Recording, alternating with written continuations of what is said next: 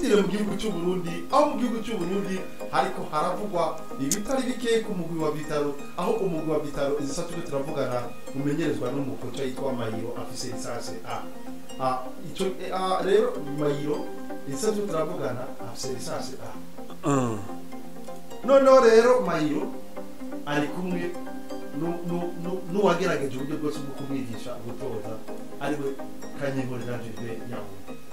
Yes. Sinzi ko Yaounde muzi. Ndamubona umusaza Kanyankore Yaounde ndamuzi cyane mu makipe yo mu Rwanda, yaciye mu makipe yo mu Rwanda, yatoje amakipe nka Pera, atoza amakipe nka Rayon Sport. Rero uwo musaza niwe se ugiye kuba head coach. Uwo musaza rero uwo musaza gituma ari karagaruka. Uwo Mayiro afise lisansi A. Umenye ko Yaounde afise lisansi B.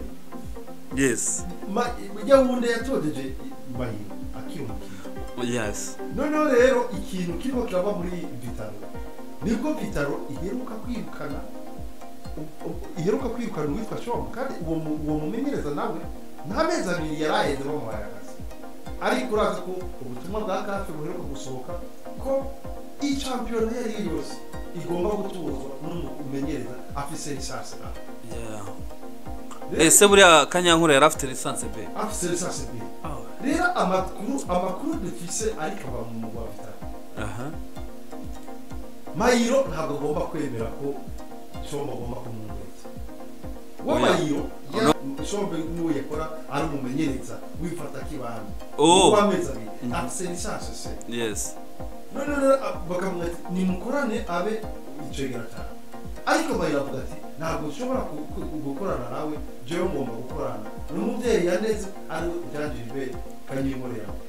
Ariko ubundi mu bundi akenshi coach mukuru niwe wishyiriraho aho coach bazafatanya. Yana cyane umwungirije. Warabibonye kuri Adiri ubu yatumyeho mwene wabo hariya barafatanya. Na cyane.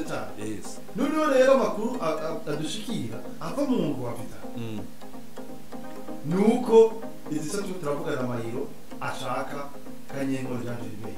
Kanyinkore Janvier nawe yari mu bo bari shize inyuma ariko ndetse tekinike atajamba afise ku mukoco aba ari muri Vitaro. Rero umwungerizi wa Mayiro nawe twibukanye ko yaheruka kuva mu migwi itandukanye, yarakojeje za Flambeau de Centre, arakoca na Vitaro nyene, yarakojeje za Espoir, araca no muri Tanzania muri Ripura FC. Ya niho nagarutse Burundi aturutse. Ya niho yagarutse Burundi aturutse. Umva rero ko muri Vitaro ibintu ko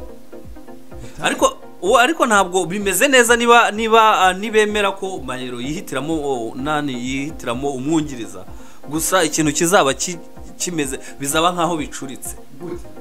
Mayiro yungirije Kanyankore yungirije Mayiro ubundi Kanyankore ubundi akabaye head coach kubera ko kafu nayo yamaze guhindura system. Ya nibyo nkubwira bya bindi nyine tuco mugani mu Kirundi ngo wigisha intore